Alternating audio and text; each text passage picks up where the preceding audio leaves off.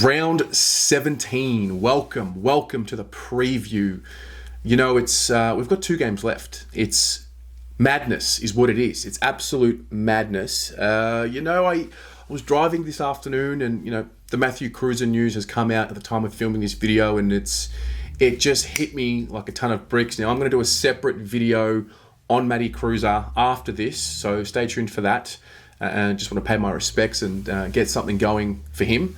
But it made me realize today, we get so caught up in so much that we just forget to take a step back and look at what's happening right now. If it's the future and who's going to be there next year, and is Ollie Wines coming? Is it Papley, Josh Kelly, Zach Williams?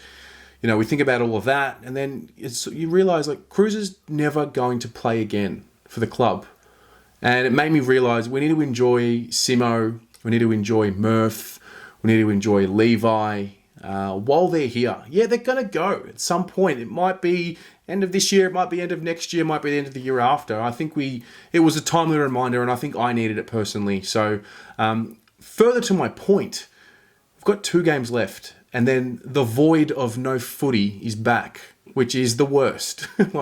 There's off-season, that's going to be massive for different reasons for this football club, but there's nothing like that game day, that drug of game day, and obviously for Victorians, we've had to endure a season without being at the football, but at least we have had football to watch, which is the main takeaway there. Now, that's my point. 2 games left. Let's just enjoy them for what they are right now. I'm culprit number 1. I get sucked into, fuck this, fuck that. We need to make changes, winning culture, all of that. That's all true. But I do want to acknowledge the fact that these are the last 2 games for 2020. Likely to be the last 2 games of 2020 unless a miracle happens. And so I really want to enjoy this game. And, this is a funny one because I've had people message me about this game 4 weeks ago saying, I can just see it. We're going to be the game that Adelaide wins. At this point, obviously, Adelaide hadn't won a game, and everyone, you know who you are if you're watching this. All fucking 50 of you who have messaged saying, we're just going to lose this game. I look at it totally different. We're better than the Crows, and we are an improved side. And, the thing is, if we are this improved side that we talk about being, these are games that we go into expecting to win. And, I think we got out of jail in some respects against Sydney.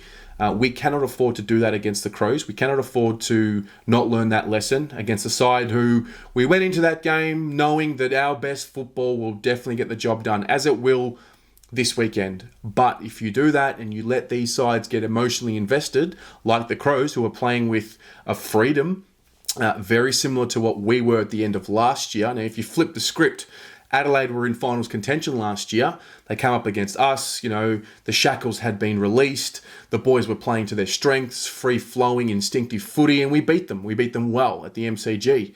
And so that's something I'm very mindful of. But having said that, I back us in. I back us in to get the job done, learn the lesson from last week, and we go into the last round of the season having a red-hot crack at the Lions. So, yeah, that's I'm excited. I can't wait. I enjoy game day as much as sometimes it gets frustrating, and maybe even it comes through in my videos that I'm worn out, and sometimes I am. But listen, this is our football club. This is the thing we love to do the most. We love watching our boys and girls play, but we love our footy club. So I implore you to live in the moment and enjoy this game for what it is on the day.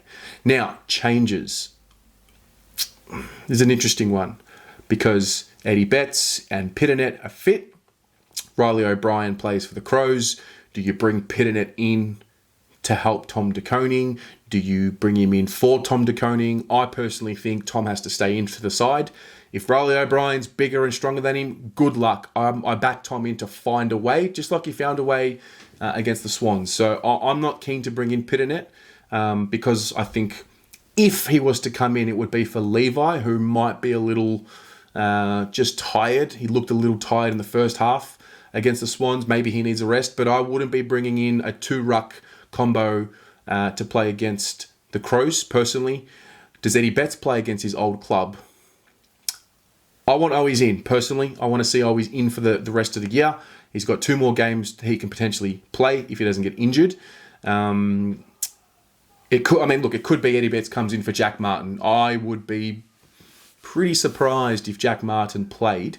I know that the injury report came out and it said he'd be close, but I would just err on the side of caution. If he can play against the Lions, great, put him in for that game. But if Eddie comes in, I don't want it to be at the expense of Owies. I think I want Owies to really be in there, and that might even allow someone like a Dave Cunningham to play more midfield minutes, and that could release something. So yeah, those are probably the only 2 I'm thinking about. Kennedy is the other one.